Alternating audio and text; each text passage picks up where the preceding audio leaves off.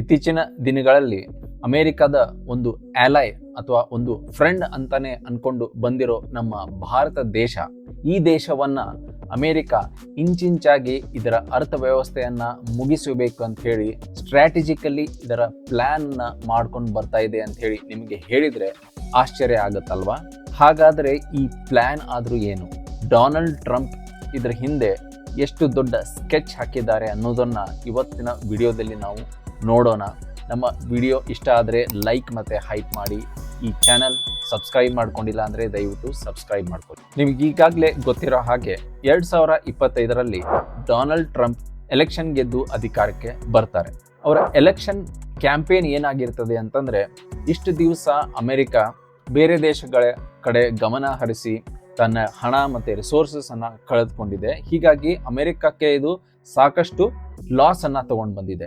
ಹೀಗಾಗಿ ನಾವು ಇನ್ಮೇಲೆ ಏನೇ ನಿರ್ಧಾರ ತಗೊಂಡ್ರು ನಾವು ಮೊಟ್ಟ ಮೊದಲಿಗೆ ಅಮೆರಿಕದ ಇಂಟ್ರೆಸ್ಟ್ ಅನ್ನ ಮೊದಲಿಗೆ ಇಟ್ಟುಕೊಂಡು ಆಮೇಲೆ ಬೇರೆ ದೇಶದ ಇಂಟ್ರೆಸ್ಟ್ ಅನ್ನ ನೋಡ್ತೀವಿ ಅಂತ ಹೇಳಿ ಅವರು ಎಲೆಕ್ಷನ್ ನಲ್ಲಿ ಹೇಳ್ಕೊಂಡು ಬಂದಿರ್ತಾರೆ. ಹೀಗಾಗಿ ಕೆಲವೊಂದು ಪಾಲಿಸೀಸ್ ಬಗ್ಗೆ ಎಕ್ಸ್ಪ್ಲನೇಷನ್ಸ್ ನ ಕೂಡ ಕೊಟ್ಟಿರ್ತಾರೆ. ಆಮೇಲೆ ಇದೇ ಕ್ಯಾಂಪೇನ್ ಮೇಲೆ ಅವರು ಎಲೆಕ್ಷನ್ ಅನ್ನು ಕೂಡ ಗೆದ್ದು ಬಂದಿರ್ತಾರೆ. ಗೆದ್ದು ಬಂದ ಮೇಲೆ ಭಾರತದ ಪ್ರಧಾನಿ ನರೇಂದ್ರ ಮೋದಿ ಅವರಿಗೆ ಕಾಂಗ್ರ್ಯಾಚುಲೇಟ್ ಮಾಡ್ತಾರೆ. ಇದು ಒಂದು ಫಾರ್ಮಾಲಿಟಿ ಆಗಿರುತ್ತೆ. ಆಮೇಲೆ ಅವರು ಕೂಡ ಅದಕ್ಕೆ ರಿಪ್ಲೈ ಮಾಡಿ ಒಂದು ಒಳ್ಳೆ ರೆಸ್ಪಾನ್ಸ್ ಅನ್ನ ಕೊಡ್ತಾರೆ. ಹೌದು, ಭಾರತ ಕೂಡ ನಮಗೆ ಅಷ್ಟೇ ಇಂಪಾರ್ಟೆಂಟು, ಹಾಗಾಗಿ ನಾವು ನಿಮಗೆ ಭೇಟಿ ಆಗೋದನ್ನ ಕಾತುರದಿಂದ ಕಾಯ್ತಾ ಇದ್ದೀನಿ ಅಂತ ಹೇಳಿ ಡೊನಾಲ್ಡ್ ಟ್ರಂಪ್ ಹೇಳ್ತಾರೆ. ಸೊ ಇದಾದ ಮೇಲೆ ನರೇಂದ್ರ ಮೋದಿ ಅವರು ಆಮೇಲೆ ನಮ್ಮ ಭಾರತ ಸರ್ಕಾರ ಕೂಡ ಅಪ್ರಿಷಿಯೇಟ್ ಮಾಡಿ ಹೇಗೆ ನಮ್ಮ ಅಮೆರಿಕ ಒಂದು ಇಂಪಾರ್ಟೆಂಟ್ ಪಾರ್ಟ್ನರ್ ಆಗಿದೆ ಇತ್ತೀಚಿನ ದಿನಗಳಲ್ಲಿ, ಹಾಗಾಗಿ ಇದೇ ರಿಲೇಶನ್ಶಿಪ್ ಅನ್ನ ನಾವು ಕೂಡ ಕಂಟಿನ್ಯೂ ಮಾಡ್ಕೊಂಡು ಹೋಗ್ತೀವಿ ಅಂತ ಹೇಳಿ ಅವರು ಬಹಳ ಒಂದು ಆಶಾವಾದವನ್ನ ತೋರಿಸ್ತಾರೆ. ಅದೇ ರೀತಿ ಅವರ ಕ್ಯಾಂಪೇನ್ ಏನಿರುತ್ತೋ ಆ ಕ್ಯಾಂಪೇನ್ ಅನ್ನು ಕೂಡ ಭಾರತ ಸ್ವಾಗತ ಮಾಡಿರ್ತಾರೆ. ಯಾಕಂತಂದ್ರೆ ಅಮೆರಿಕ ಫಸ್ಟ್ ಅಂತಂದ್ರೆ ಅಮೆರಿಕದಲ್ಲಿ ಅವರು ಇನ್ವೆಸ್ಟ್ಮೆಂಟ್ಸ್ ಅನ್ನ ಹೆಚ್ಚಿಗೆ ಮಾಡಿಕೊಂಡು ಅಮೆರಿಕದಲ್ಲಿ ಅವರು ಜಾಬ್ಸ್ ಜನರೇಟ್ ಮಾಡೋ ದಾರಿಯಲ್ಲಿ ಈ ಪಾಲಿಸೀಸ್ ಅನ್ನ ಮಾಡ್ತೀನಿ ಅಂತ ಹೇಳಿ ಡೊನಾಲ್ಡ್ ಟ್ರಂಪ್ ಹೇಳಿರ್ತಾರೆ. ಅದನ್ನ ಭಾರತದ ಜನರು ಕೂಡ ಬೆಂಬಲ ಮಾಡಿರ್ತಾರೆ. ಯಾಕಂತಂದ್ರೆ ಅಲ್ಲಿ ಇನ್ವೆಸ್ಟ್ಮೆಂಟ್ ಮಾಡೋದ್ರಿಂದ ಮತ್ತೆ ಭಾರತದ ಜೊತೆ ಹೆಚ್ಚಿನ ಬಿಸ್ನೆಸ್ ಅನ್ನ ಮಾಡೋ ಅವಕಾಶ ಸಿಗ್ತದೆ. ಇದರಿಂದ ಭಾರತಕ್ಕೂ ಒಳ್ಳೇದಾಗತ್ತೆ, ಆಮೇಲೆ ಅಮೆರಿಕಕ್ಕೂ ಕೂಡ ಒಳ್ಳೇದಾಗತ್ತೆ ಅಂತ ಹೇಳಿ ಅನ್ಕೊಂಡು ಇದಕ್ಕೆ ಸಪೋರ್ಟ್ ಮಾಡಿರ್ತಾರೆ. ಅದೇ ತರ ನರೇಂದ್ರ ಮೋದಿ ಅವರು ಕೂಡ ಅಮೆರಿಕ ತಮ್ಮ ವಿಸಿಟ್ ನಲ್ಲಿ ಕೂಡ ಹೇಳ್ತಾರೆ, ಮೇಕ್ ಅಮೆರಿಕಾ ಗ್ರೇಟ್ ಅಗೇನ್ ಜೊತೆಗೆ ನಾವು ಮೇಕ್ ಇಂಡಿಯಾ ಗ್ರೇಟ್ ಅಗೇನ್ ಅನ್ನು ಕೂಡ ಸೇರಿಸಿ ಭಾರತ ಮತ್ತು ಅಮೆರಿಕಕ್ಕೆ ಎರಡೂ ತರದ ದೇಶಗಳಿಗೆ ಒಳ್ಳೇದ ಆಗೋ ರೀತಿ ನಾವು ನಮ್ಮ ಪಾಲಿಸೀಸ್ ಅನ್ನ ಮಾಡೋಣ ಮತ್ತೆ ಒಳ್ಳೆ ಟ್ರೇಡ್ ಅನ್ನ ಮಾಡೋಣ ಅಂತ ಹೇಳಿ ಒಂದು ಭರವಸೆಯನ್ನ ನೀಡಿ ಅಲ್ಲಿಂದನೂ ಒಂದು ಸಾಕಷ್ಟು ಭರವಸೆಯನ್ನ ತಗೊಂಡು ಬಂದಿರ್ತಾರೆ ಭಾರತಕ್ಕೆ. ಆಮೇಲೆ ಡೊನಾಲ್ಡ್ ಟ್ರಂಪ್ ಮೊದಲಿಂದನೂ ಹೇಳ್ತಾ ಬಂದಿರ್ತಾರೆ, ಚೈನಾ ಒಂದು ದೊಡ್ಡ ಶತ್ರುವಾಗಿ ಪರಿಣಮಿಸ್ತಾ ಇದೆ. ಹೀಗಾಗಿ ಈ ಜಗತ್ತಿನಲ್ಲಿ ಚೈನಾದ ಒಂದು ಪ್ರಭುತ್ವವನ್ನ ಬೆಳೆಯಲು ನಾವು ಬಿಡಬಾರ್ದು. ಹೇಗಾದ್ರೂ ಮಾಡಿ ಚೈನಾವನ್ನ ನಿಧಾನವಾಗಿ ಅದರ ಮೇಲೆ ನಾವೇನು ಡಿಪೆಂಡ್ ಹಾಕೊಂಡು ಬಂದಿದ್ವೋ ಹಾಗೆ ಈ ಜಗತ್ತು ಚೈನಾ ಮೇಲೆ ಡಿಪೆಂಡ್ ಆಗೋದನ್ನ ನಿಲ್ಲಿಸಬೇಕು. ಅದಕ್ಕೆ ಏನೇನು ಪಾಲಿಸೀಸ್ ಬೇಕೋ ಅಥವಾ ಏನೇನು ಸಹಾಯ ಬೇಕೋ ಅದನ್ನು ಎಲ್ಲ ದೇಶಗಳು ಸೇರ್ಕೊಂಡು ಮಾಡಬೇಕು ಅಂತ ಹೇಳಿ ಬಂದಿರ್ತಾರೆ. ಸೊ ಭಾರತಕ್ಕೂ ಕೂಡ ಈ ಪಾಲಿಸಿ ಇಷ್ಟ ಆಗಿರುತ್ತೆ. ಯಾಕಂತಂದ್ರೆ ಭಾರತಕ್ಕೂ ಕೂಡ ಇಷ್ಟ ಇಲ್ಲ ಚೈನಾ ಮೇಲೆ ಡಿಪೆಂಡ್ ಆಗ್ಬೋದು. ಸೊ ಹೀಗಾಗಿ ಚೈನಾ +1 ಒಂದು ಸ್ಟ್ರಾಟಜಿಯನ್ನ ಅಲ್ಲಿ ಅಮೆರಿಕನ್ ಸರ್ಕಾರ ಸ್ಟಾರ್ಟ್ ಮಾಡುತ್ತೆ. ಚೈನಾ +1 ಸ್ಟ್ರಾಟಜಿಯಲ್ಲಿ ಏನಿರ್ತದೆ ಅಂತಂದ್ರೆ ಸಿಂಪಲ್ ಆಗಿ ಎಲ್ಲ ಮ್ಯಾನುಫ್ಯಾಕ್ಚರಿಂಗ್ ಅನ್ನು ನಾವು ಇವತ್ತು ಚೈನಾ ಮೇಲೆ ಡಿಪೆಂಡೆಂಟ್ ಆಗಿದ್ದೀವಿ. ಹೀಗಾಗಿ ಚೈನಾ ಬದಲು ಭಾರತ, ವಿಯೆಟ್ನಾಂ ಹೀಗೆ ಬೇರೆ ಬೇರೆ ದೇಶಗಳಲ್ಲೂ ಕೂಡ ನಾವು ಮ್ಯಾನುಫ್ಯಾಕ್ಚರಿಂಗ್ ಕಂಪ್ನೀಸ್ ಅನ್ನ ಸೆಟಪ್ ಮಾಡೋಣ ಅಂತ ಹೇಳಿ ಹೇಳಿರ್ತದೆ. ಹೀಗಾಗಿ ಭಾರತಕ್ಕೆ ಇದೊಂದು ಒಳ್ಳೆ ಅವಕಾಶ ಆಗಿರ್ತದೆ. ಈ ಅವಕಾಶ ಏನಂತಂದ್ರೆ ಅಲ್ಲಿನ ಮ್ಯಾನುಫ್ಯಾಕ್ಚರಿಂಗ್ ಕಂಪ್ನೀಸ್ಗಳು ಹೇಗೆ ಆಪಲ್ ಬಂತು ಅದೇ ತರ ಆಪಲ್ ತರಹದ ಕಂಪ್ನೀಸ್ಗಳು ಚೈನಾದಿಂದ ಶಿಫ್ಟ್ ಆಗಿ ಭಾರತಕ್ಕೆ ಬಂದರೆ ಇಲ್ಲಿ ಮ್ಯಾನುಫ್ಯಾಕ್ಚರಿಂಗ್ ಜಾಸ್ತಿ ಆಗುತ್ತೆ.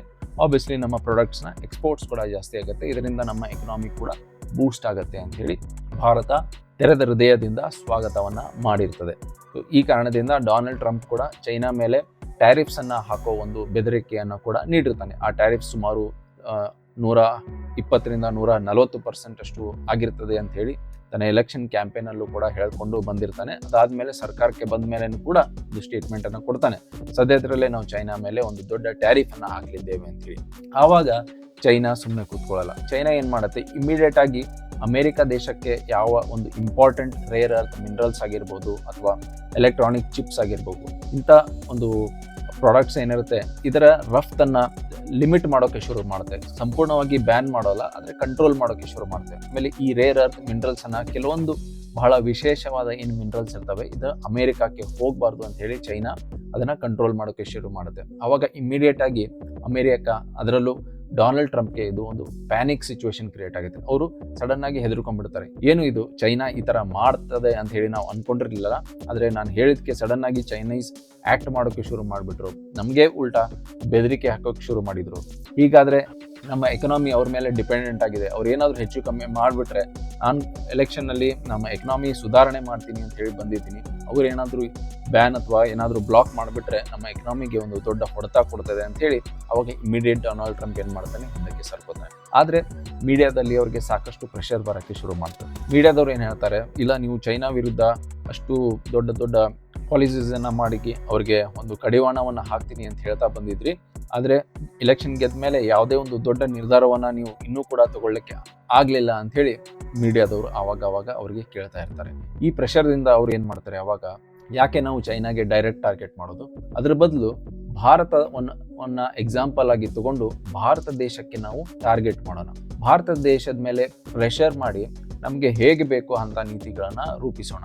ಭಾರತವನ್ನು ಎಕ್ಸಾಂಪಲ್ ಆಗಿ ನಾವು ಮಾಡಿ ತೋರಿಸಿದ್ರೆ ಆವಾಗ ಚೈನಾ, ರಷ್ಯಾ ಇಂಥ ದೊಡ್ಡ ದೇಶಗಳು ಆವಾಗ ಹೆದರೋಕೆ ಶುರು ಮಾಡ್ತವೆ. ಯಾಕಂತಂದರೆ ಭಾರತದ ಎದುರಿಗೆ ಇವರು ಅದನ್ನು ಕಂಟ್ರೋಲ್ ಮಾಡ್ಕೊಂಡಿದ್ದಾರೆ ಅಂತ ಹೇಳಿ ಈ ಚೈನಾ ಮತ್ತು ರಷ್ಯಾ ದೇಶಗಳಿಗೆ ಗೊತ್ತಾದರೆ ತಂತಾನೇ ಅಂಥ ದೇಶಗಳು ಹಾದಿಗೆ ಬರ್ತವೆ.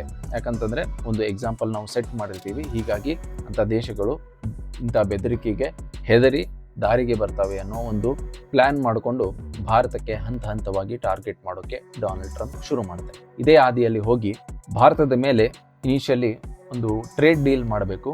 ಈ ಟ್ರೇಡ್ ಡೀಲ್ ಮೂಲಕ ಅದರಲ್ಲೂ ನಿಮ್ಮ ಅಗ್ರಿಕಲ್ಚರ್ ಮತ್ತು ಡೈರಿ ಸೆಕ್ಟರ್ ಏನಿದೆ, ಇಷ್ಟು ದಿವಸ ಭಾರತ ಅದನ್ನು ಕಂಟ್ರೋಲ್ ಮಾಡಿಕೊಂಡು ಹಿಡ್ಕೊಂಡಿರುತ್ತೆ.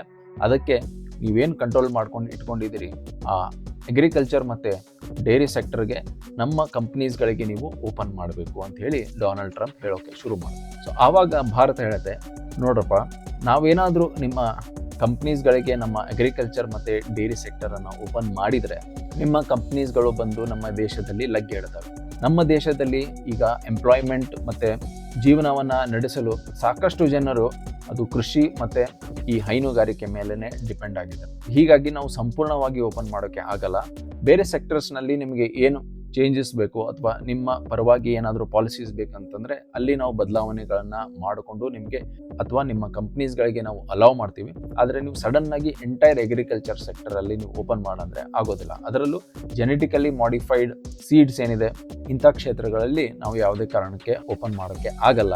ಇದು ನಮ್ಮ ರೈತರ ಪ್ರಶ್ನೆ ಮತ್ತು ನಮ್ಮ ಜನರ ಪ್ರಶ್ನೆ ಅಂತ ಹೇಳಿ ಭಾರತ ಸರ್ಕಾರ ಅಲ್ಲಿ ಹೇಳಿ ಬಂದಿರ್ತದೆ. ಪಿಯೂಷ್ ಗೋಯಲ್ ಅವರು, ನಮ್ಮ ಕಾಮರ್ಸ್ ಮಿನಿಸ್ಟರ್ ಏನಿದ್ದಾರೆ, ಅವರು ಹೋಗಿ ಅಲ್ಲಿ ಕೂಡ ಒಂದು ಮೀಟಿಂಗನ್ನು ಮಾಡಿ ಅಮೆರಿಕಕ್ಕೆ ಈ ಮಾತನ್ನು ತಿಳಿಸಿ ಬಂದಿರ್ತಾರೆ. ಸೊ ಇದರಿಂದ ಅಮೆರಿಕಕ್ಕೆ ಇದು ಕೋಪ ತರಿಸಿರ್ತದೆ. ಯಾಕಂತಂದರೆ ಒಂದು ಸಣ್ಣ ದೇಶ ಬಂದು ನಾನು ಇಲ್ಲಿ ಡೊನಾಲ್ಡ್ ಟ್ರಂಪ್ ಇಡೀ ಜಗತ್ತಿಗೆ ಒಂದು ಸರ್ವಾಧಿಕಾರಿ ಥರ ಇದ್ದೀನಿ, ನಾನು ಹೇಳ್ದಂಗೆ ಇಡೀ ಜಗತ್ತು ಕೇಳ್ತಾ ಇದೆ.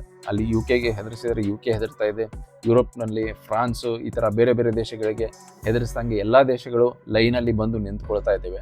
ಇದೇನು ಭಾರತ ಒಂದು ಬಡ ರಾಷ್ಟ್ರ, ಅದು ಯಾವುದೋ ಒಂದು ಏಷ್ಯಾದಲ್ಲಿ ಇದೆ, ಚೈನಾಕಿನ ಸಣ್ಣ ರಾಷ್ಟ್ರ, ರಷ್ಯಾಕಿನ ಸಣ್ಣ ರಾಷ್ಟ್ರ, ಇಂಥ ರಾಷ್ಟ್ರ ಬಂದು ನಮಗೆ ಯಾಕೆ ಇವತ್ತು ಹೇಳ್ತಾ ಇದೆ, ಹಾಗಾಗಿ ಇವ್ರಿಗೆ ಏನಾದರೂ ಒಂದು ಪಾಠವನ್ನು ನಾವು ಕಲಿಸಲೇಬೇಕು ಅಂಥೇಳಿ ಡೊನಾಲ್ಡ್ ಟ್ರಂಪ್ ಆವಾಗ ನಿರ್ಧಾರ ಮಾಡಿ ಇಮಿಡಿಯೇಟ್ ಆಗಿ ಒಂದು 25% ಟ್ಯಾರಿಫ್ಸನ್ನು ಅನೌನ್ಸ್ ಮಾಡ್ತಾರೆ. ಇದಕ್ಕೆ ರೆಸಿಪ್ರೋಕಲ್ ಟ್ಯಾರಿಫ್ಸ್, ಭಾರತಕ್ಕೆ ಅಷ್ಟೇ ಅಲ್ಲ ಎಲ್ಲ ದೇಶಗಳನ್ನು ಸೇರಿಸಿ ಒಂದು ರೆಸಿಪ್ರೋಕಲ್ ಟ್ಯಾರಿಫ್ಸ್ ಅಂತ ಹೇಳಿ ಭಾರತಕ್ಕೆ 25% ಟ್ಯಾರಿಫ್ಸನ್ನು ಹಾಕಿರ್ತಾನೆ. ಆವಾಗ ಫೈನ್, ಇದು ಭಾರತ ದೇಶಕ್ಕೆ ಅಷ್ಟೇ ಅಲ್ವಲ್ಲ, ಎಲ್ಲ ದೇಶಗಳಿಗೂ ಟ್ಯಾರಿಫ್ಸನ್ನು ಹಾಕಿದ್ದಾನೆ ಡೊನಾಲ್ಡ್ ಟ್ರಂಪ್. ಅವನ ಎಕನಾಮಿಕ್ ಪಾಲಿಸಿ ನಮಗೆ ಅರ್ಥ ಆಗಲಿಲ್ಲ ಅಂತಂದ್ರು ಫೈನ್, ಅವನು ಏನೋ ಒಂದು ಮಾಡ್ಕೊಂಡು ಹೋಗ್ತಿದ್ದಾನೆ, ನಮಗೆ ಡೈರೆಕ್ಟಾಗಿ ಟಾರ್ಗೆಟ್ ಮಾಡ್ತಿಲ್ವಲ್ಲ ಅಂಥೇಳಿ ಇಲ್ಲಿ ಭಾರತ ಸರ್ಕಾರ ಏನು ಮಾಡುತ್ತೆ, ಸೈಲೆಂಟ್ ಆಗಿರುತ್ತೆ, ಯಾವುದೇ ಥರದ ಒಂದು ರೆಸ್ಪಾನ್ಸನ್ನು ಕೊಡಲ್ಲ. ಫೈನ್, ನೀವು ಟ್ಯಾರಿಫ್ ಹಾಕಿದ್ರೂ ನಮ್ಮ ಗೂಡ್ಸನ್ನು ನಾವು ಆ ಟ್ಯಾರಿಫ್ಸನ್ನು ಆ್ಯಡ್ ಮಾಡಿಕೊಂಡು ನಿಮ್ಮ ದೇಶದಲ್ಲಿ ಅದನ್ನು ಮಾರಾಟ ಮಾಡ್ತೀವಿ ಅಂತ ಹೇಳಿ ಅನುಸರಿಸ್ಕೊಂಡು ಹೋಗ್ತಾ ಇರುತ್ತೆ. ಸೈಡ್ ಬೈ ಸೈಡ್ ಇಲ್ಲಿ ಭಾರತ ಮತ್ತು ಅಮೆರಿಕದ ನಡುವಿನ ಒಂದು ಟ್ರೇಡ್ ಡೀಲ್ ಮಾತುಕತೆಯು ಕೂಡ ನಡೀತಾ ಇರುತ್ತೆ. ಡೊನಾಲ್ಡ್ ಟ್ರಂಪ್ನ ಉದ್ದೇಶ ಏನಾಗಿರ್ತದೆ ಅಂತಂದರೆ, ಇಲ್ಲಿ ನಾನು ಟ್ಯಾರಿಫ್ಸ್ ಹಾಕಿ ಭಾರತಕ್ಕೆ ಸ್ವಲ್ಪ ಪ್ರೆಷರಲ್ಲಿ ತೊಗೊಂಡ್ಬಂದರೆ ಅಲ್ಲಿ ಎಕ್ಸ್ಪೋರ್ಟರ್ಸ್ ಏನಿರ್ತಾರೆ ಭಾರತದಲ್ಲಿ ಅವ್ರಿಗೆ ಅಫೆಕ್ಟ್ ಆಗುತ್ತೆ. ಅವರಿಗೆ ಅಫೆಕ್ಟ್ ಆದರೆ ಅಲ್ಲಿನ ಜನರ ಉದ್ಯೋಗಕ್ಕೂ ಕೂಡ ಇದು ನಷ್ಟ ಕೊಡುತ್ತೆ. ಹೀಗಾಗಿ ಅಲ್ಲಿನ ಜನರು ಭಾರತದ ಸರ್ಕಾರ ಮೇಲೆ ಪ್ರೆಷರ್ ಹಾಕಿ ಅವರಿಗೆ ಹೇಳ್ತಾರೆ, ನೋಡ್ರಪ್ಪ ಅಮೆರಿಕ ಜೊತೆ ಏನಿದೆ ಆ ಸಂಬಂಧವನ್ನು ಅಥವಾ ಪ್ರಾಬ್ಲಮನ್ನು ನೀವು ಕ್ಲಿಯರ್ ಮಾಡ್ಕೊಳ್ಳಿ, ಇಲ್ಲಿ ನಮ್ಮ ಉದ್ಯೋಗಕ್ಕೆ ಅಥವಾ ನಮ್ಮ ಕಂಪ್ನೀಸ್ಗಳಿಗೆ ಇದು ಹರ್ಟ್ ಆಗ್ತಾ ಇದೆ ಅಂತ ಹೇಳಿ ಅವ್ರು ಪ್ರೆಷರ್ ಹಾಕಿದ್ರೆ ನನ್ನ ಪಾಲಿಸಿ ಇಲ್ಲಿ ವರ್ಕ್ ಆಗುತ್ತೆ ಅಂತ ಹೇಳಿ ಡೊನಾಲ್ಡ್ ಟ್ರಂಪ್ ಅನ್ಕೊಂಡಿರ್ತಾನೆ. ಆದರೆ ದುರಾದೃಷ್ಟವಶಾತ್ ಅವನು ಅನ್ಕೊಂಡಂಗೆ ಅದು ನಡೆಯಲ್ಲ. ಭಾರತದಲ್ಲಿ ಏನಾಗುತ್ತೆ, ಉಲ್ಟಾ ಭಾರತದ ಜನರು ಹೇಳೋಕೆ ಏನು ಶುರು ಮಾಡ್ತಾರೆ, ಇಲ್ಲ ಡೊನಾಲ್ಡ್ ಟ್ರಂಪ್ ನಿಮಗೆ ಪ್ರೆಷರ್ ಹಾಕ್ತಾ ಇದ್ರೆ ಖಂಡಿತ ನೀವು ಆ ಪ್ರೆಷರ್ಗೆ ಬಗ್ಬೇಡಿ, ಏನೇ ಸಣ್ಣ ಪುಟ್ಟ ನಷ್ಟ ಆದರೆ ಅದಕ್ಕೆ ಪರ್ಯಾಯ ವ್ಯವಸ್ಥೆಗಳನ್ನ ಮಾಡಿ ಸರಿಪಡಿಸಿ ಹೊರತು ಅಮೆರಿಕದ ಎದುರು ನೀವು ಬಗ್ಬಾರ್ದು ಅಂತ ಹೇಳಿ ಭಾರತದ ಮೀಡಿಯಾಗಳಾಗಿರ್ಬೋದು, ಜನರಾಗಿರ್ಬೋದು ಭಾರತ ಸರ್ಕಾರದ ಮೇಲೆ ಆ ಥರ ಪ್ರೆಷರ್ ಅಥವಾ ಆ ಥರ ಒಂದು ಇಂಪ್ರೆಷನ್ ಅನ್ನ ಕೊಡೋಕೆ ಶುರು ಮಾಡ್ತಾರೆ. ಹಾಗಾಗಿ ಭಾರತ ಇದಕ್ಕೆ ಚಪ್ಪಯ್ಯ ಅಂದ್ರೂ ಬಗ್ಗೋದಿಲ್ಲ. ಇಲ್ಲಿ ಡೊನಾಲ್ಡ್ ಟ್ರಂಪ್ಗೆ ಇದು ಒಂಥರ ವಿಚಿತ್ರವಾಗಿ ಅನ್ಸೋಕೆ ಶುರು ಮಾಡ್ತದೆ. ಏನಪ್ಪ ಇದು, ನಾವು ಏನು ಮಾಡಿದ್ರೂ ಕೂಡ ಈ ಭಾರತದ ಸರ್ಕಾರ ಮೇಲೆ ವರ್ಕೌಟ್ ಆಗ್ತಾ ಇಲ್ಲಲ್ಲ, ನಾನು ಡೀಲ್ ಮುಗಿಸ್ಬೇಕಂದ್ರೆ ಡೀಲ್ ಮುಗಿಸ್ಲಿಲ್ಲ, ನನಗೆ ಹೇಗೆ ಬೇಕೋ ಆ ಡೀಲ್ ಮಾಡಿಕೊಡೋಕ್ಕೆ ಇವರು ತಯಾರಿಲ್ಲ, ಆಮೇಲೆ ನಾನು ಟ್ಯಾರಿಫ್ ಹಾಕ್ತೀನಿ, ಟ್ಯಾರಿಫ್ ಹಾಕಿದ್ರೂ ಇವರು ಪ್ರೆಷರ್ನಲ್ಲಿ ಬರ್ತಾರೆ ಅಂತಂದರೆ ಅದಕ್ಕೂ ಕೂಡ ಇವರು ರೆಡಿ ಇಲ್ಲ. ಹಾಗಾದರೆ ನಾನು ಹೇಗೆ ಈ ದೇಶವನ್ನು ಬಗ್ಗಿಸಬೇಕು ಅಥವಾ ಇಲ್ಲಿ ನಾನು ಒಂದು ವಿನ್ ತೋರಿಸ್ಬೇಕು, ನಾನು ಈ ದೇಶದ ಮೇಲೆ ಗೆದ್ದೆ ಅಂತ ಹೇಳಿ ಹೇಗಾದರೂ ಮಾಡಿ ತೋರಿಸ್ಬೇಕು ಅನ್ನೋದು ಡೊನಾಲ್ಡ್ ಟ್ರಂಪ್ಗೆ ಇರುತ್ತೆ. ಇದರ ಹಿಂದಿನ ಮನಸ್ಥಿತಿಯನ್ನು ನೀವು ಅರ್ಥ ಮಾಡ್ಕೋಬೇಕಾಗುತ್ತೆ. ಯಾಕೆ ಈ ಥರ ಡೊನಾಲ್ಡ್ ಟ್ರಂಪ್ ಮಾಡ್ತಾನೆ? ಯಾಕಂತಂದರೆ ಡೊನಾಲ್ಡ್ ಟ್ರಂಪ್ ಬಂದಿರೋ ಒಂದು ಬ್ಯಾಕ್ಗ್ರೌಂಡ್ ಏನಿದೆ ಅದು ಒಂದು ರಿಯಾಲಿಟಿ ಟಿವಿ ಶೋ ಬ್ಯಾಕ್ಗ್ರೌಂಡ್. ಅಂದರೆ ಟಿವಿಯಲ್ಲಿ ದೊಡ್ಡ ಸ್ಪೀಚ್ ಕೊಟ್ಟು ಬಿಗ್ ಬಾಸ್ ಥರ ಏನು ರಿಯಾಲಿಟಿ ಶೋ ಇರುತ್ತೆ ಆ ಥರ ರಿಯಾಲಿಟಿ ಶೋಗಳಲ್ಲಿ ತನ್ನ ಇಮೇಜನ್ನು ದೊಡ್ಡದಾಗಿ ಬಿಲ್ಡ್ ಮಾಡ್ಕೊಂಡು ಬಂದಿರ್ತಾನೆ. ಅದೇ ಥರ ಪ್ರೆಸಿಡೆಂಟ್ ಆಗಿ ಬಂದ ಮೇಲೂ ಕೂಡ ಇದೇ ಥರ ಇಮೇಜ್ ಮಾಡಿಕೊಂಡು ಬೇರೆಯವ್ರ ಮೇಲೆ ನಾನು ದಬ್ಬಾಳಿಕೆ ಮಾಡಿ ನಾನು ಗೆದ್ದೆ, ಅಂದರೆ ಅಮೇರಿಕ ಬೇರೆ ದೇಶದ ಮೇಲೆ ಹೇಗೆ ಒಂದು ವಿಜಯವನ್ನು ಸಾಧಿಸಿದೆ ಅಂತ ಹೇಳಿ ತನ್ನ ಜನರಿಗೆ ತೋರಿಸ್ಬೇಕು ಅಂತ ಹೇಳಿ ಅವನಿಗೆ ಒಂದು ಪ್ರೆಷರ್ ಇರುತ್ತೆ. ಅಂದರೆ ಅವನ ಕ್ಯಾರೆಕ್ಟ್ರೇ ಆ ಥರ ಇರುತ್ತೆ. ಸೊ ಹೀಗಾಗಿ ಏನಾದರೂ ಮಾಡಿ ನಾವು ಈ ಒಂದು ವಿಜಯವನ್ನು, ಒಂದು ವಿನ್ನನ್ನು ನಾವು ತೋರಿಸಲೇಬೇಕು ಅಂತೇಳಿ ಆ ಪ್ರೆಷರಲ್ಲಿ ಇದ್ದಾಗ ಭಾರತದ ಜೊತೆ ಈ ಥರ ಆಟ ಆಡ್ತಾ ಇರ್ತಾನೆ. ಆದರೆ ಭಾರತ ಯಾವುದಕ್ಕೆ ಬಗ್ಗೋದಿಲ್ಲಲ್ವಲ್ಲ, ಹಾಗಾಗಿ ಅವನು ಮತ್ತೆ ಈ ಗೇಮನ್ನು ಹೇಗಾದರೂ ಮಾಡಿ ಭಾರತಕ್ಕೆ ಪ್ರೆಷರ್ ಅಂದರೆ ತರಲೇಬೇಕು ಅಂತ ಹೇಳಿ ಮಾಡಬೇಕಾದ್ರೆ ಅಷ್ಟೊತ್ತಿಗೆ ಭಾರತದಲ್ಲಿ ಏನಾಗುತ್ತೆ, ಪಾಕಿಸ್ತಾನದ ಜೊತೆ ಒಂದು ಸಣ್ಣ ಯುದ್ಧ ಶುರು ಆಗ್ತದೆ. ಸೊ ಈ ಯುದ್ಧ ಶುರು ಆದಮೇಲೆ ಯುದ್ಧ ಏನು ಮುಗಿತದೆ ಒಂದು ವಾರದಲ್ಲಿ ಯುದ್ಧ ಮುಗಿದ್ಕೊಳ್ಳಿ ಇಮಿಡಿಯೇಟ್ ಆಗಿ ಡೊನಾಲ್ಡ್ ಟ್ರಂಪ್ ಏನು ಹೇಳ್ತಾನೆ, ನೋಡಿ ಈಗ ಎರಡು ನ್ಯೂಕ್ಲಿಯರ್ ದೇಶಗಳು ಯುದ್ಧ ಮಾಡ್ತಿದ್ವು, ಸೊ ನಾನೇ ಎರಡು ದೇಶಗಳಿಗೆ ಹೇಳಿ ಈ ಯುದ್ಧವನ್ನು ನಿಲ್ಲಿಸಿ ಜಗತ್ತಿಗೆ ಒಂದು ಶಾಂತಿಯನ್ನು ತಗೊಂಡು ಬಂದಿದ್ದೇನೆ. ಯಾಕಂದರೆ ಎರಡು ನ್ಯೂಕ್ಲಿಯರ್ ನೇಷನ್ಸ್ ಅಲ್ಲಿ ಏನಾದರೂ ಅನಾಹುತ ಆಗ್ಬಿಟ್ಟಂದ್ರೆ ಜಗತ್ತೇ ಒಂದು ನ್ಯೂಕ್ಲಿಯರ್ ಯುದ್ಧದಲ್ಲಿ ಸಿಲುಕಿರುವಂಥ ಪರಿಸ್ಥಿತಿ ಬರ್ತಾ ಇತ್ತು. ಆದರೆ ನಾನು ಎರಡೂ ದೇಶಗಳಿಗೆ ಸಮಜಾಯಿಷಿಯನ್ನು ನೀಡಿ ಅವರನ್ನು ಕಂಟ್ರೋಲಲ್ಲಿ ತಗೊಂಡು ಬಂದು ಸೀಸ್ ಫೈರನ್ನು ಘೋಷಣೆ ಮಾಡಿಸೋ ಹಾಗೆ ನಾನು ಮಾಡಿದ್ದೀನಿ ಅಂತ ಹೇಳಿ ಮೀಡಿಯಾದಲ್ಲಿ ಅಮೇರಿಕಾದಲ್ಲಿ ಹೇಳ್ಕೊಂಡು ಓಡಾಡ್ತಾ ಇರ್ತಾರೆ. ಇದು ಭಾರತಕ್ಕೆ ಅವಾಗ ಇರುಸು ಮುರುಸು ತೊಗೊಂಡ್ಬರ್ತದೆ. ಭಾರತಕ್ಕೆ ಯಾಕೆ ಇರುಸು ಮುರುಸು ತರ್ತದೆ ಅಂತಂದರೆ, ಭಾರತ ಯಾವತ್ತಿಗೂ ಪಾಕಿಸ್ತಾನ ಮತ್ತು ಭಾರತದ ನಡುವೆ ಯಾವುದೇ ಥರದ ಯುದ್ಧ ಆದರೆ ಇದನ್ನು ಇಂಟರ್ನ್ಯಾಷನಲೈಸ್ ಮಾಡಿರೋದಿಲ್ಲ. ಇಂಟರ್ನ್ಯಾಷನಲೈಸ್ ಅಂತಂದರೆ ಯಾವುದೇ ಮೂರನೇ ಪಾರ್ಟಿ ಬಂದು ಇದರಲ್ಲಿ ನೀವು ಹೀಗೆ ಮಾಡಬೇಕಿತ್ತು ಹಾಗೆ ಮಾಡಬೇಕಿತ್ತು ಅನ್ನೋಕ್ಕೆ ಯಾವುದೇ ಥರದ ಒಂದು ಅನುಕೂಲ ಮಾಡಿಕೊಟ್ಟಿರೋದಿಲ್ಲ. ಹೀಗಾಗಿ ಸಡನ್ನಾಗಿ ಡೊನಾಲ್ಡ್ ಟ್ರಂಪ್ ಬಂದು ಇವರಿಗೆ ಸೀಸ್ ಫೈರ್ ನಾನೇ ಮಾಡಿಸಿದ್ದು ಅಂತಂದಾಗ ಅವಾಗ ಭಾರತದ ಸ್ವಾಯತ್ತತೆ ಮೇಲೇ ಪ್ರಶ್ನೆ ಮೂಡುವಂಥ ಒಂದು ಸ್ಟೇಟ್ಮೆಂಟ್ ಆಗಿರೋದ್ರಿಂದ ಭಾರತಕ್ಕೆ ಇದು ಇರುಸು ಮುರುಸು ತರ್ತದೆ. ಹೀಗಾಗಿ ಇಮಿಡಿಯೇಟ್ ಆಗಿ ಭಾರತ ಹೇಳ್ತದೆ, ಇಲ್ಲ ಈ ಸೀಸ್ ಫೈರ್ ಕಾರಣ ಏನಿದ್ರು ಅದು ಭಾರತ ಅಷ್ಟೇ, ಪಾಕಿಸ್ತಾನ ಬಂದು ರಿಕ್ವೆಸ್ಟ್ ಮಾಡಿದ ಮೇಲೆ ನಮ್ಮ ಗೋಲ್ಸ್ ಏನಿದ್ವು ಒಂದು ವಾರದಲ್ಲಿ ಅದನ್ನು ಅಚೀವ್ ಮಾಡಿದ್ವಿ, ಹೀಗಾಗಿ ಭಾರತ ಆ ಯುದ್ಧವನ್ನು ನಿಲ್ಲಿಸ್ತು. ಯಾಕಂತಂದರೆ ನಾವು ಎಲ್ಲ ಅಟ್ಯಾಕ್ ಮಾಡಬೇಕಾಗಿತ್ತೋ ಅವರಿಗೆ ಹೇಗೆ ಪಾಠ ಕಲಿಸ್ಬೇಕಾಗಿತ್ತೋ ಪಾಕಿಸ್ತಾನಕ್ಕೆ ಆ ಪಾಠವನ್ನು ಕಲಿಸಿದ್ವಿ, ಆಮೇಲೆ ಪಾಕಿಸ್ತಾನ ಬಂದು ನಮಗೆ ಬೇಡದ ಮೇಲೆ ಯುದ್ಧವನ್ನು ನಿಲ್ಲಿಸಿದ್ವಿ ಅಂತ ಹೇಳಿ ಹೇಳ್ತಾರೆ. ಇದು ಅಗೇನ್ ಡೊನಾಲ್ಡ್ ಟ್ರಂಪ್ಗೆ ಇಷ್ಟ ಆಗೋದಿಲ್ಲ.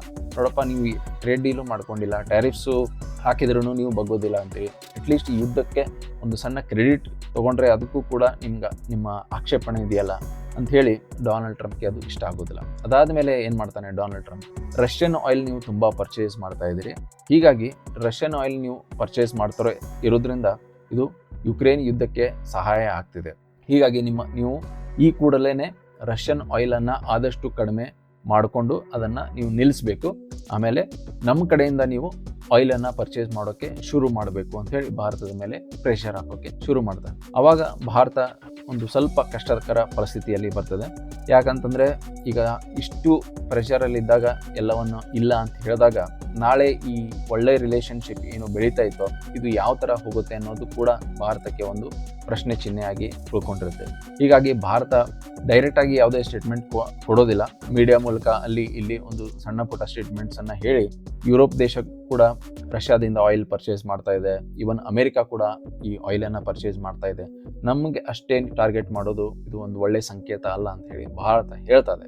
ಆದರೆ ಅದನ್ನು ಯಾರು ಅಮೆರಿಕದವರು ಕೇಳೋದಿಲ್ಲ. ಡೊನಾಲ್ಡ್ ಟ್ರಂಪ್ ಮತ್ತು ಅವರ ಟೀಮ್ ಏನಿದೆ, ಅಂದರೆ ಅವರು ಪಟಾಲಂ ಇರುತ್ತೆ, ಡೊನಾಲ್ಡ್ ಟ್ರಂಪ್ನ ಒಂದು ಪಟಾಲಂ ಇದೆ. ಸೊ ಆ ಪಟಾಲಂನವರು ಭಾರತಕ್ಕೆ ಅಟ್ಯಾಕ್ ಮಾಡೋಕ್ಕೆ ಶುರು ಮಾಡಿಬಿಡ್ತಾರೆ. ಇಲ್ಲ, ನಿಮ್ಮಿಂದನೇ ಇದು ಯುದ್ಧ ನಡೀತಾ ಇದೆ, ಇಷ್ಟೊತ್ತಿಗಾದರೆ ಯುದ್ಧ ಮುಗಿದು ಹೋಗ್ತಿತ್ತು, ನೀವು ರಷ್ಯಾದಿಂದ ಆಯಿಲ್ ಪರ್ಚೇಸ್ ಮಾಡೋದ್ರಿಂದ ಈ ಯುದ್ಧ ಹಾಗೆ ನಡೀತಾನೇ ಇದೆ, ಇದಕ್ಕೆ ಕಡಿವಾಣ ಹಾಕಬೇಕು ಅಂತಂದರೆ ನೀವು ಇಮಿಡಿಯೇಟಾಗಿ ಈ ಆಯಿಲನ್ನು ಪರ್ಚೇಸ್ ಮಾಡೋದು ಸ್ಟಾಪ್ ಮಾಡಬೇಕು ಅಂತ ಹೇಳಿ ಭಾರತಕ್ಕೆ ಬುದ್ಧಿವಾದವನ್ನು ಹೇಳ್ಕೊಂಡು ಬರೋಕ್ಕೆ ಶುರು ಮಾಡ್ತಾರೆ.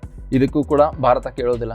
ಇದೆಲ್ಲ ಆದಮೇಲೆ ಕೊನೆಗೆ ಮತ್ತೊಂದು 25% ಅಡಿಷ್ನಲ್ ಟ್ಯಾಕ್ಸನ್ನು ಅಥವಾ ಟ್ಯಾರಿಫನ್ನು ಭಾರತದ ಮೇಲೆ ಡೊನಾಲ್ಡ್ ಟ್ರಂಪ್ ಘೋಷಣೆ ಮಾಡ್ತಾರೆ. ಸೊ ಇದು ಇಷ್ಟೊತ್ತಿಗಾಗಲೇ ಇದು ಆಗಸ್ಟ್ ತಿಂಗಳು ಬಂದಿರುತ್ತೆ. ಅವನು ಎಲೆಕ್ಟ್ ಆಗಿ ಬಂದಿರೋದು ಜಾನ್ವರಿಯಿಂದ ಇದೆಲ್ಲ ಆಗಿ ಆಗಸ್ಟ್ ಬರುವಷ್ಟರಲ್ಲಿ ಭಾರತದ ಮೇಲಿನ ಟ್ಯಾರಿಫ್ 50% ಆಗಿರುತ್ತದೆ. ನಾವು ಏನೇ ಗೂಡ್ಸ್ ಕಳಿಸಿದ್ರು ಆ ಗೂಡ್ಸ್ ಮೇಲೆ 50% ಟ್ಯಾರಿಫನ್ನು ಕಟ್ಟಿ ಅಮೇರಿಕಾದ ಮಾರುಕಟ್ಟೆಯಲ್ಲಿ ಅದನ್ನು ನಾವು ರಫ್ತು ಮಾಡ್ಬೋದು ಅನ್ನೋದು ಒಂದು ಕಂಡೀಷನ್ ಇದು. ಸೊ ಇವಾಗ ಭಾರತ ಮುಂದೆ ಏನು ಮಾಡಬೇಕು ಅಂತ ಹೇಳಿ ಈ ನಡೆಯನ್ನು ವಿಚಾರ ಮಾಡಬೇಕಾದ್ರೆ ಈ ಅಮೇರಿಕಾದ ಜೊತೆಗಿನ ಈ ಟ್ರೇಡ್ ಡೀಲನ್ನು ಹೇಗಾದರೂ ಮಾಡಿ ಫಿನಿಷ್ ಮಾಡಬೇಕು, ಸಣ್ಣ ಪುಟ್ಟ ಏನಾದರೂ ಕನ್ಸೆಷನ್ಸನ್ನು ಕೊಡಬೇಕೋ ಬೇಡವೋ ಅಂತ ಯೋಚನೆ ಮಾಡ್ತಾ ಇರುತ್ತೆ. ಅಷ್ಟರಲ್ಲೇ ಡೊನಾಲ್ಡ್ ಟ್ರಂಪ್ ಮತ್ತೊಂದು ಏಟನ್ನು ಕೊಡ್ತಾನೆ. ಭಾರತದಿಂದ ಯಾರ್ಯಾರು ಕೆಲಸದ ಮೇಲೆ ಹೋಗಿರ್ತಾರೋ ಆ ಕೆಲಸದ ವೀಸಾಗೆ ಅವರು H1B ವೀಸಾ ಅಂತ ಹೇಳಿ ಕರೀತಾರೆ. ಸೊ ಯಾರ್ಯಾರು ಕೆಲಸದ ಮೇಲೆ ಹೋಗಿರ್ತಾರೋ ಅವರು ಅಮೇರಿಕಾದಲ್ಲೇ ಇದ್ಕೊಂಡು ಕೆಲಸ ಮಾಡಬೇಕು ಅಂತಂದರೆ ಇನ್ಮೇಲೆ ಅವರು $1,00,000 ಅಮೇರಿಕನ್ ವರ್ಷಕ್ಕೆ ಪೇಮೆಂಟನ್ನು ಮಾಡಬೇಕು. ವಾರ್ಷಿಕ $1,00,000 ಅಂದರೆ ಹೆಚ್ಚು ಕಡಿಮೆ ಅದು 90 ಲಕ್ಷ ರೂಪಾಯಿ ಆಗುತ್ತೆ ಪ್ರತಿ ವರ್ಷ. ಸೊ ಪ್ರತಿ ವರ್ಷ 90 ಲಕ್ಷ ಕೊಟ್ಟು ಬೇಕಂದರೆ ನೀವು ಅಮೇರಿಕಾದಲ್ಲಿ ಜಾಬನ್ನು ಕಂಟಿನ್ಯೂ ಮಾಡಿರಿ, ಇಲ್ಲ ಅಂತಂದರೆ ಇಮಿಡಿಯೇಟಾಗಿ ನಿಮ್ಮ ವೀಸಾನ ಕ್ಯಾನ್ಸಲ್ ಮಾಡಿಕೊಂಡು ನೀವು ಮರಳಿ ಭಾರತಕ್ಕೆ ಹೋಗ್ಬೋದು ಅಂತ ಹೇಳ್ತಾನೆ. ಇದರಲ್ಲಿ ಭಾರತ ಅಂತ ಸ್ಪೆಸಿಫಿಕ್ ಆಗಿ ಹೇಳಲ್ಲ, ಆದರೆ H1B ವೀಸಾ ಹೆಚ್ಚಾಗಿ ಭಾರತೀಯರೇ ಇರೋದ್ರಿಂದ ಈ ಪಾಲಿಸಿಯನ್ನು ತೊಗೊಂಡು ಬಂದಿರ್ತಾನೆ. ಹೀಗಾಗಿ ಭಾರತಕ್ಕೂ ಕೂಡ ಸ್ವಲ್ಪ ಸಂಕಷ್ಟ ಆಗುತ್ತೆ, ಅದರಲ್ಲೂ ಕೂಡ IT ಸೆಕ್ಟರಲ್ಲಿ. ಆದರೆ ಅಲ್ಲಿನ ಅಮೇರಿಕನ್ IT ಸೆಕ್ಟರ್ಸ್ ಏನಿರ್ತವೆ, IT ಕಂಪ್ನೀಸ್ ಏನಿರ್ತವೆ, ಆ್ಯಪಲ್ ಆಗಿರ್ಬೋದು, ಫೇಸ್ಬುಕ್ ಆಗಿರ್ಬೋದು, ಅಥವಾ ಈ ಟೆಸ್ಲಾ ಆಗಿರ್ಬೋದು, ಹೀಗೆ ಬೇರೆ ಬೇರೆ ಏನು ಕಂಪ್ನೀಸ್ ಇರ್ತಾವೆ ಅವರಿಂದ ಅಮೇರಿಕಾದ ಮೇಲೆ ಅಥವಾ ಡೊನಾಲ್ಡ್ ಟ್ರಂಪ್ ಮೇಲೆ ಪ್ರೆಷರ್ ಬರೋಕ್ಕೆ ಶುರುವಾಗುತ್ತೆ. ಈ ಥರದ ಒಂದು ದೊಡ್ಡ ಪಾಲಿಸಿಯನ್ನು ನೀವು ಮಾಡಬೇಕಾದ್ರೆ ನಮಗೆ ಕನ್ಸಲ್ಟ್ ಯಾಕೆ ಮಾಡಿಲ್ಲ, ಇದರಿಂದ ಅಮೇರಿಕನ್ ಎಕನಾಮಿಗೆ ದೊಡ್ಡ ನಷ್ಟ ಆಗ್ತದೆ ಅಂತ ಹೇಳಿ ಹೇಳಬೇಕಾದ್ರೆ ಸಡನ್ನಾಗಿ ಓವರ್ನೈಟ್ ಮರುದಿನ ಬಂದು ಏನು ಹೇಳ್ತಾನೆ, ಇಲ್ಲ ನಾನು ಹೇಳಿದ್ದು ಒನ್ ಟೈಮ್ ಪೇಮೆಂಟ್ ಮಾಡಬೇಕು 90 ಲಕ್ಷ, ಪ್ರತಿ ವರ್ಷ ಅದನ್ನು ಮಾಡೋ ಅವಶ್ಯಕತೆ ಇಲ್ಲ ಅಂಥೇಳಿ ಟರ್ನ್ ತೊಗೊಂಡು ಕೆಲವೊಂದು ಕ್ಲಾರಿಫಿಕೇಷನ್ಸನ್ನು ನೀಡ್ತಾನೆ. ಸೊ ಇಷ್ಟೆಲ್ಲ ಆಗಬೇಕಾದ್ರೆ ಇನ್ನೊಂದು ವಿಷಯ ಏನಪ್ಪ ಅಂತಂದರೆ ಅಮೇರಿಕ ಪಾಕಿಸ್ತಾನದ ಜೊತೆ ಒಳ್ಳೆಯ ಸಂಬಂಧವನ್ನು ಬೆಳೆಸೋಕ್ಕೆ ಶುರು ಮಾಡ್ತದೆ. ಅಲ್ಲಿ ಶಹಬಾಜ್ ಶರೀಫ್ ಆಗಿರ್ಬೋದು, ಅಲ್ಲಿ ಆರ್ಮಿ ಚೀಫ್ ಏನಿದ್ದಾನೆ ಆಸಿಮ್ ಮುನೀರ್, ಅವನ ಜೊತೆನೂ ಸಾಕಷ್ಟು ಒಳ್ಳೆಯ ಸಂಬಂಧವನ್ನು ಬೆಳೆಸೋಕ್ಕೆ ಶುರು ಮಾಡಿ ಅವರಿಗೆ 1-2 ಸಲ ಮೀಟಿಂಗಿಗೂ ಕರೆದು ಅವ್ರಿಗೆ ಹೊಗಳಿಕೆಯನ್ನು ಕೊಟ್ಟು, ಇಲ್ಲ ನಿಮ್ಮ ದೇಶ ತುಂಬ ಚೆನ್ನಾಗಿದೆ, ನಿಮ್ಮ ಲೀಡರ್ಶಿಪ್ ತುಂಬ ಚೆನ್ನಾಗಿದೆ, ನಾವು ವಿಶ್ವಶಾಂತಿಗೆ ನೀವೆಲ್ಲ ಬೇಕು ಅನ್ನೋ ಥರ 1-2 ಸ್ಟೇಟ್ಮೆಂಟನ್ನು ಕೊಟ್ಟು ಭಾರತಕ್ಕೆ ಸ್ವಲ್ಪ ಇಕ್ಕಟ್ಟಿಗೆ ಸಿಲುಕಿಸ್ತಾನೆ. ಇಷ್ಟೆಲ್ಲ ಆದಮೇಲೆ ಇನ್ನೊಂದು ದೊಡ್ಡ ಏಟು ಏನು ಕೊಡ್ತಾನೆ ಅಂತಂದರೆ ಅದು ಇತ್ತೀಚೆಗೆ ನಿನ್ನೆ ಮೊನ್ನೆ ಅನೌನ್ಸ್ ಮಾಡಿದ್ದು. ಇಲ್ಲಿ ಏನು ಹೇಳ್ತಾನೆ ಅಂತಂದರೆ ಫಾರ್ಮಸ್ಯೂಟಿಕಲ್ ಕಂಪ್ನೀಸ್ ಏನಿರ್ತಾವಲ್ಲ ಅವ್ರು ಏನು ಒಂದು ಪೇಟೆಂಟೆಡ್ ಒಂದು ಮೆಡಿಸಿನನ್ನು ತಯಾರು ಮಾಡ್ತಾ ಇರ್ತಾರೆ, ಬೇರೆ ದೇಶದಲ್ಲಿ ತಯಾರು ಮಾಡಿ ಅದನ್ನು ಅಮೇರಿಕಾಗೆ ಏನು ರಫ್ತು ಮಾಡ್ತಿರ್ತಾರೆ ಅಂಥ ಪ್ರಾಡಕ್ಟ್ಸ್ ಮೇಲೆ ನಾನು 100% ಟ್ಯಾರಿಫ್ ಹಾಕ್ತೀನಿ. ಫಾರ್ ಎಕ್ಸಾಂಪಲ್, ಒಂದು ಪ್ಯಾರಾಸಿಟಮಾಲ್ ಔಷಧಿಯನ್ನು ಭಾರತ ತಯಾರು ಮಾಡಿ $1 ಅದು ಅಮೇರಿಕಾಕ್ಕೆ ರಫ್ತು ಮಾಡ್ತಾ ಇದೆ ಅಂತಂದರೆ ಅದರ ಮೇಲೆ ನಾನು 100% ಟ್ಯಾರಿಫ್ ಹಾಕ್ತೀನಿ ಅಂತ ಹೇಳ್ತಾನೆ. ಇಲ್ಲಿ ಜೆನೆರಿಕ್ ಮೆಡಿಸಿನ್ಸ್ ಅಲ್ಲ, ಬಟ್ ಪೇಟೆಂಟೆಡ್ ಮೆಡಿಸಿನ್, ಅಂದರೆ ಯಾವುದೇ ಒಂದು ರೋಗಕ್ಕೆ ಸ್ಪೆಸಿಫಿಕ್ ಆಗಿ ಒಂದು ಹೊಸ ರಿಸರ್ಚ್ ಮಾಡಿ ಮದ್ದು ಏನು ಕಂಡುಹಿಡಿತಾರೆ ಅಂಥ ಕಂಪ್ನೀಸ್ ಔಷಧಿ ಏನು ಅಮೇರಿಕಾಕ್ಕೆ ರಫ್ತು ಮಾಡ್ತಾ ಇದ್ದಾರೆ ಅದರ ಮೇಲೆ 100% ಟ್ಯಾರಿಫನ್ನು ಘೋಷಣೆ ಮಾಡ್ತಾನೆ. ಉದ್ದೇಶ ಏನಾಗಿದೆ ಅಂತಂದರೆ ಇಲ್ಲಿ ಟಾರ್ಗೆಟ್ ಇಂಡಿಯನ್ ಫಾರ್ಮಸ್ಯೂಟಿಕಲ್ ಕಂಪ್ನೀಸ್. ಯಾಕಂತಂದರೆ ಇವತ್ತು ಫಾರ್ಮಸ್ಯೂಟಿಕಲ್ ಹಬ್ ಅಂತಂದ್ರೇ ಭಾರತ. ಇಲ್ಲಿ ಮ್ಯಾಕ್ಸಿಮಮ್ ಡ್ರಗ್ ಪ್ರೊಡಕ್ಷನ್ ಆಗೋದು ಭಾರತದಲ್ಲೇ. ಸೊ ಆಲ್ಮೋಸ್ಟ್ 70-80% ಅಷ್ಟು ಭಾರತದಲ್ಲೇ ಈ ಡ್ರಗ್ ಪ್ರೊಡಕ್ಷನ್ ಆಗಿ ಇಲ್ಲಿಂದ ಬೇರೆ ಬೇರೆ ದೇಶಗಳಿಗೆ ನಾವು ರಫ್ತು ಮಾಡ್ತೀವಿ. ಈಗ ಏನು IT ಹಬ್ ಇದೆ, ಅದೇ ಥರ ಫಾರ್ಮಾಸ್ಯೂಟಿಕಲ್ ಹಬ್ ಅಂತ ಕೂಡ ಭಾರತಕ್ಕೆ ಕರೀತಾರೆ. ಸೊ ಈ ಉದ್ದೇಶದಿಂದ ಭಾರತಕ್ಕೆ ಮತ್ತೆ ಟಾರ್ಗೆಟ್ ಮಾಡ್ತಾನೆ. ಸೊ ಹೀಗೆ ನೀವು ಒಂದು ಆದ್ಮೇಲೆ ಒಂದು ಏಟನ್ನು ನೀವು ನೋಡಬೇಕಾದ್ರೆ ಭಾರತಕ್ಕೆ ಪ್ರೆಷರ್ ಮೇಲೆ ಪ್ರೆಷರ್ ತೊಗೊಂಡ್ಬಂದು ಹೇಗಾದರೂ ಮಾಡಿ ಇವ್ರಿಗೆ ನಮ್ಮ ಅಡಿ ತೊಗೊಂಡು ಬರಬೇಕು. ನಮ್ಮ ಅಡಿ ತೊಗೊಂಡು ಬರಬೇಕು ಅಂತಂದರೆ ನಾವು ಹೇಳಿದ ಹಾಗೆ ಇವರು ಪಾಲಿಸೀಸನ್ನು ಮಾಡಬೇಕು, ನಾವು ಹೇಳಿದಾಗೆ ಇವರು ಟ್ಯಾಕ್ಸನ್ನು ಕಟ್ಟಬೇಕು, ನಾವು ಹೇಳಿದ ಹಾಗೆ ಇವರು ನಮ್ಮ ಕಡೆಯಿಂದ ಶಸ್ತ್ರಾಸ್ತ್ರಗಳು ಆಗಿರ್ಬೋದು ಅಥವಾ ಯಾವುದೇ ಥರದ ವೆಪನ್ ಸಿಸ್ಟಮ್ಸ್ ಆಗಿರ್ಬೋದು ಇವರು ನಮ್ಮ ಕಡೆಯಿಂದಾನೇ ಪರ್ಚೇಸ್ ಮಾಡಬೇಕು. ಹೀಗೆ ಎಲ್ಲ ಆ್ಯಂಗಲ್ದಿಂದನೂ ಪ್ರೆಷರ್ ತೊಗೊಂಡು ಬಂದು ಆಮೇಲೆ ಇವರಿಗೆ ಬಗ್ಗು ಬಡಿದರೆ ಇವ್ರದ್ದೇನೋ ಒಂದು ಸೊಕ್ಕು ಇದೆ ಅಥವಾ ಇವ್ರದ್ದೇನೋ ಒಂದು ಅಭಿಮಾನ ಇದೆ, ಇದೆಲ್ಲವೂ ಕೂಡ ನುಚ್ಚು ನೂರು ಆಗ್ತದೆ. ಹೀಗೆ ಈ ಭಾರತ ದೇಶಕ್ಕೆ ಇವರ ಅಭಿಮಾನವನ್ನು ನುಚ್ಚು ನೂರು ಮಾಡೋದ್ರಿಂದ ಬೇರೆ ದೇಶಗಳಿಗೂ ಇದು ಒಂದು ಎಚ್ಚರಿಕೆಯ ಗಂಟೆ ಆಗ್ತದೆ. ಆಮೇಲೆ ನಾನು ಬೇರೆ ದೇಶಗಳಿಗೆ ಇಷ್ಟೆಲ್ಲ ಹರಸಾಹಸ ಪಡೋದು ಬೇಡ, ಅವ್ರಿಗೆ ಹೋಗಿ ಹೇಳೋದು, ನೋಡ್ರಪ್ಪ ಭಾರತದ ಸ್ಥಿತಿ ಆಗದ ಹಾಗೆ ಇರಬೇಕು ಅಂತಂದರೆ ನಾನು ಹೇಳಿದ ಹಾಗೆ ನಮ್ಮ ಪಾಲಿಸೀಸನ್ನು ನೀವು ಒಪ್ಪಿಕೊಂಡು ಅದೇ ಥರ ಕೆಲಸ ಮಾಡಿ ಅಂಥೇಳಿ ಹೇಳೋದಷ್ಟೇ ಬಾಕಿ ಇರ್ತದೆ. ಆಮೇಲೆ ಭಾರತದ ಎಕನಾಮಿಯನ್ನು ಕೂಡ ನಿಧಾನವಾಗಿ ಸ್ಲೋ ಡೌನ್ ಮಾಡಿ ಅದನ್ನು over a period of time ಸಂಪೂರ್ಣವಾಗಿ ನಾಶ ಮಾಡಿ ಭಾರತ ಏನು ಬಡ ರಾಷ್ಟ್ರ ಇದೆ ಭಾರತವನ್ನು ಇದೇ ಸ್ಥಿತಿಯಲ್ಲಿ ಮುಂದುವರಿಸಬೇಕು ಅನ್ನೋ ಒಂದು ಮನಸ್ಥಿತಿ ಕೂಡ ಡೊನಾಲ್ಡ್ ಟ್ರಂಪ್ನಲ್ಲಿ ಇದೆ.